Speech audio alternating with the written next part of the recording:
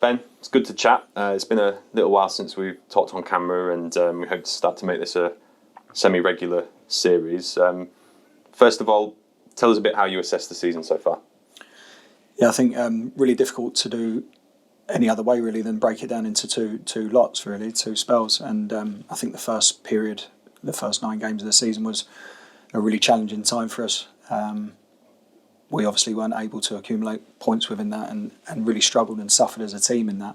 I thought, in terms of some of our performances in that period, there were some encouraging signs. But naturally, when you assess and measure performance, we'd be looking at a lot of different things. But the main thing always is points that you've accumulated and being the most important factor. And we didn't accumulate enough points in that period. So we suffered in that period and still to this current time now, I do struggle to see how in some of those games we only picked up 1 point from the first 9, because I thought some of the performances perhaps warranted better point return, but we didn't, and we put ourselves in a challenging position on the back of that. I think the first 7 games in the first 9, there were some really encouraging signs, maybe not full 90s, but encouraging aspects and parts of games.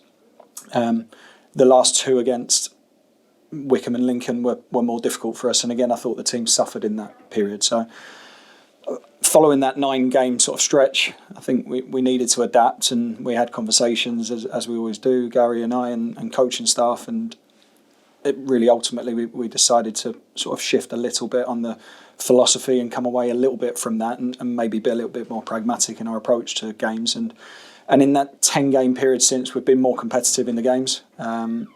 1.6 points per game from that period is certainly more competitive and probably more in line with where we'd see the group in terms of competitiveness within the level. Yeah, and just to confirm, this is filmed on the Friday before the Huddersfield game, so that's why that's obviously not been taken into account. Looking back on the summer, how do you reflect on the transfer window and the club's business now that we are coming up towards Christmas? Yeah, I think mixed. Did we get them all right? Every bit of recruitment, no. Did we get them all wrong? No. We added 12 players in the window, and I think we have to get towards a position ultimately where we're not looking to add that many players within a window and that level of turnover within the playing squad. So that has to be a longer term strategy, that the turnover isn't so high. Naturally, with any window, you try and have as much success rate as you can in it, and sometimes you'll get a greater success rate than in others. There's undoubtedly elements of the recruitment and players that we've added that won't have impacted in the way, in terms of contribution and minutes that they'd have liked to and would have all liked to. And then on the other side, there's some that have had a really good and positive impact on that. So, yeah, mixed, to be honest. And I think that's really the honest stance on that. Was there an overlying strategy towards the recruitment and from a bigger picture point of view? Yeah, I think ultimately there was a couple of things in the summer that we discussed, Gary and I, and with board and owners.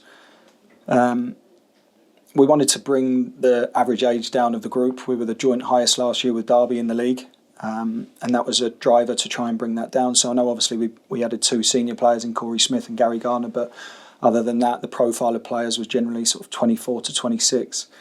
Albeit some younger ones as well within that. So we tried to do that. We tried to add a little bit more of an athletic profile to the group, and definitely with a bit of a intended evolution to the playing style. There was more of a focus probably on a technical level as well with our recruits. So that was the rationale in terms of the majority of the signings and the driver that we were really looking for. And naturally, just always trying to get best value. We obviously ended up taking 6 loans, which is big for us and more than usual. We wouldn't normally like to add more than the 5 due to maximum 5 being allowed in a matchday squad. But Taylor Richards' injury before the end of the window sort of allowed us to bring in a 6th. That wasn't a direct strategy to add loan players or that volume of loan players, but I think ultimately you're looking at the market and assessing where you feel like you're getting the best value, either as a permanent or as a loan. And in those cases, it was a loan option that was better for us. We obviously had other targets in certain areas, some of which that we got first choice targets, some of which we didn't get first choice targets. That always happens, and it wasn't a strategy in terms of just loans or just permanents. But at the time, they were the players that we thought represented the best value for us to add to the group. There was obviously an influx of big spending teams in the league this summer, both coming up and going down. Did that have an impact on the transfer business? Yeah, I think it was a really competitive market in our league. I think just to give a bit of context for everyone really around numbers and sort of the financial landscape of the league, it is a increasingly difficult financial landscape, and the drive for club spending in the league has been really noticeable. We received some of that feedback in terms of a bit of benchmarking against other leagues in the team and where we sit financially, and there has been no shortage of ambition from the owners and the board to try and maximise playing budget and to give us the best playing budget possible. We've had in the sort of 4 seasons since we've been in League One, 41% increase in our playing budget. That pretty much goes in line with the league percentage increase as well across the league. But interestingly, one of the things we did see was in the bottom 12 positions, that increase per position spend has been 78%. So naturally, you're always going to have the bigger spenders in the league, be it a Sunderland or an Ipswich or a Birmingham, that you can't really worry yourself with. But I think what it has done a little bit is forced clubs in the division to try and drive to limit the gap or to try and reduce the gap, knowing that you're never going to get to the resources of some in the league. But it's clearly shown that there is a drive to increase playing budgets and spend across the league. So it's been challenging, but at the same time, I also think we're never one to use that as an excuse, and it's a brilliant opportunity to play in the league. There's some fantastic clubs that we've got to try and go and compete with on a weekly basis, and that's a brilliant task for us, and we get to go to some great places in the league, but we never fear anyone really. Ultimately, it's 11v11 whenever you're going onto the field of play, and it's about maximising your resources as best as we can, and that's always the driver. But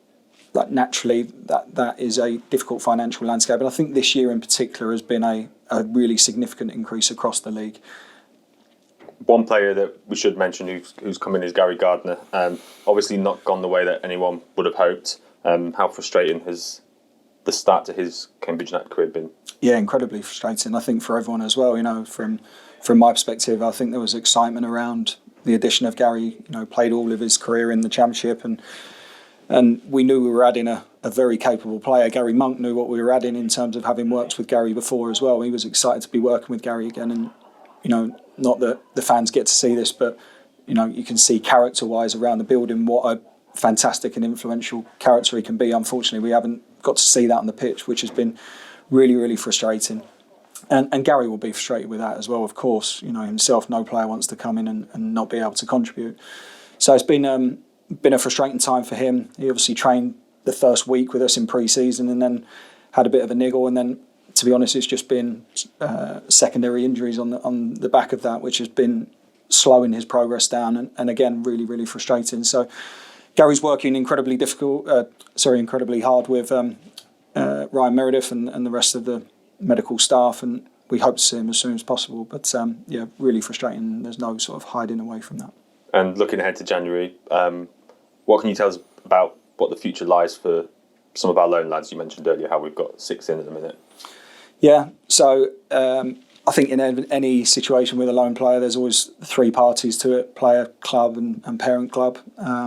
We're in constant dialogue with those clubs. I think for some of them, parent clubs will be either content and satisfied or dissatisfied with the playing contribution that players have made, and players likewise.